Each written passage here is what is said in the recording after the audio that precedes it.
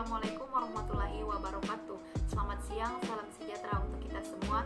Sebelumnya terima kasih banyak kepada yang terhormat Ibu Haja Novianti MPD untuk waktu dan kesempatannya. Perkenalkan, kami dari kelompok 2, saya Anissa Permata dengan NIM 2020143529 sebagai moderator di presentasi kali ini, dan kedua teman kelompok saya yaitu Dwi Putri Aulia dan Adela Puspitasari. Kami akan mempresentasikan tentang perkembangan individu peserta didik. Baiklah, akan saya mulai saja presentasi kali ini. Teori perkembangan ada beberapa macam, yaitu pertama, kognitif Laget adalah seorang tokoh psikologi kognitif yang besar pengaruhnya terhadap perkembangan pemikiran para pakar kognitif lainnya, yang menurutnya perkembangan kognitif merupakan suatu proses genetik, yaitu suatu proses yang didasarkan atas mekanisme biologis perkembangan sistem syaraf.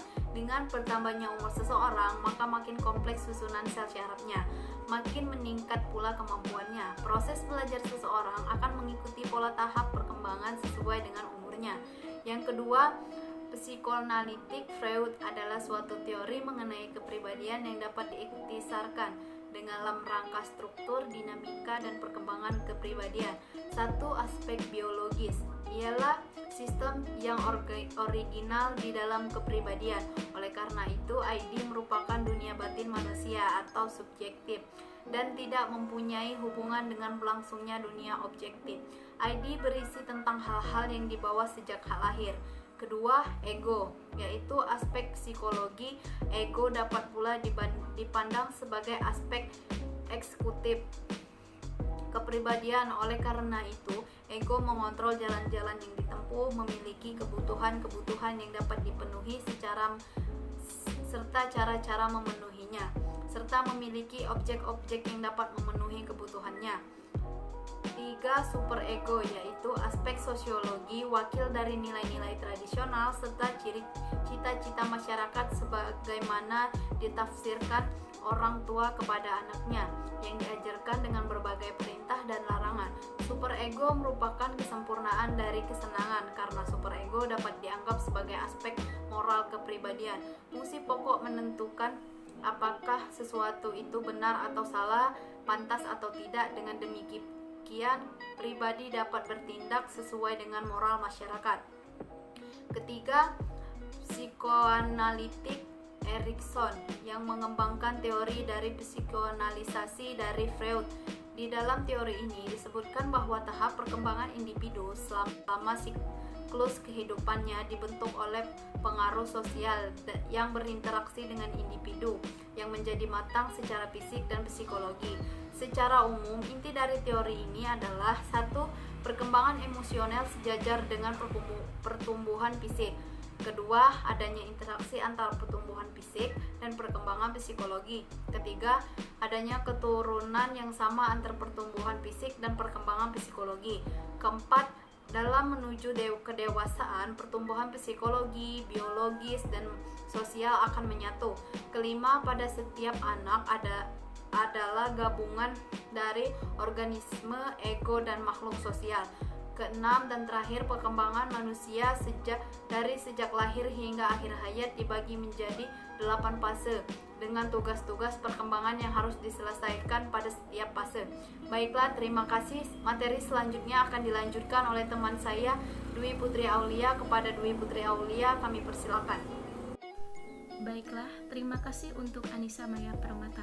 Perkenalkan, nama saya Dwi Putri Aulia dengan NIM 2020143527. Saya akan melanjutkan materi selanjutnya, yaitu 4. Teori perkembangan belajar sosial. Teori ini dikembangkan oleh Bandura yang menyatakan bahwa orang belajar dari satu sama lain melalui pengamatan, peniruan, dan modeling. Hal tersebut akan diterapkan, dan penerapan tersebut akan diulangi jika mendapatkan penghargaan dan tidak akan diulangi jika mendapatkan hukuman. Teori perkembangan belajar sosial itu sangat menekan pada beberapa aspek. Yang pertama, observasional, yang kedua, self-regulation, dan yang ketiga, self-efficacy. Kemudian, teori yang terakhir atau teori yang kelima yaitu teori perkembangan perseptual Vygotsky. Vygotsky menjabarkan implikasi utama teorinya, yaitu menghendaki setting kelas kooperatif, sehingga siswa dapat saling berinteraksi dan saling memunculkan strategi-strategi pada pemecahan masalah yang efektif dalam masing-masing zone of proximal development mereka. Teori ini sangat sesuai dengan model pembelajarannya karena dalam pembelajaran tersebut terjadi interaksi antara siswa dan guru. Kemudian yang kedua yaitu tahap-tahap perkembangan. Seorang ahli penjabar perkembangan yaitu Harlock menguraikan tentang tahap-tahap perkembangan manusia, yaitu yang pertama ada prenatal. Prenatal itu adalah saat konsepsi sampai lahir. Yang kedua ada masa neonatus. Masa neonatus itu lahir sampai akhir minggu kedua setelah lahir. Yang ketiga ada masa bayi.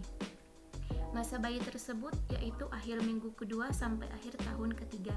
Yang keempat masa kanak-kanak, yaitu 2 tahun sampai 6 tahun.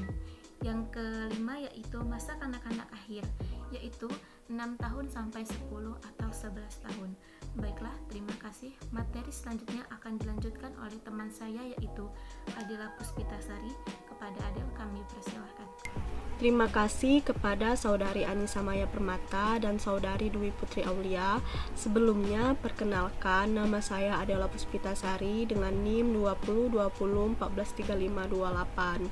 Saya akan melanjutkan membacakan materi yang telah disampaikan oleh Saudari Dwi Putri Aulia.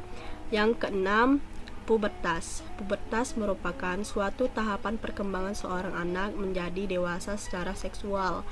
Pada perempuan berkisaran usia dari usia 10 sampai 14 tahun, sedangkan pada lelaki kisaran usia dari 14 sampai 16 tahun.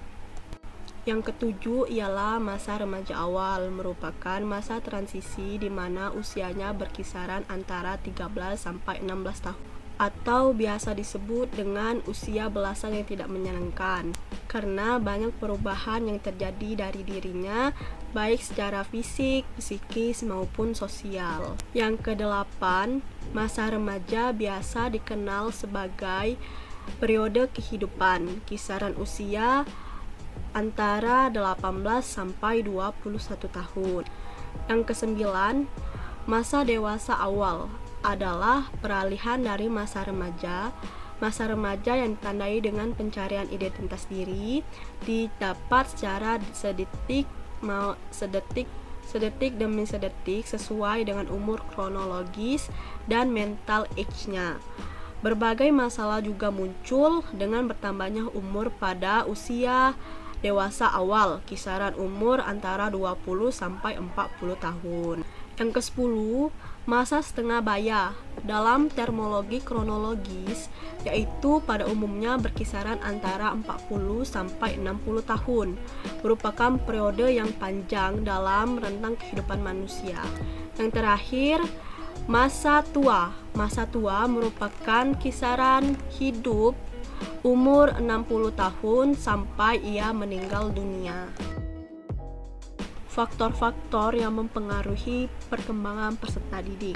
Perkembangan harus berjalan ke arah yang lebih baik, tetapi pada kenyataannya tidak semua perkembangan dapat berjalan sesuai dengan optimal yang diharapkan. Ada beberapa hal yang sebenarnya harus ada pada masa perkembangan, tetapi hal tersebut belum nampak pada seorang anak yang mengalami perkembangan. Hal ini dapat dipengaruhi oleh beberapa faktor.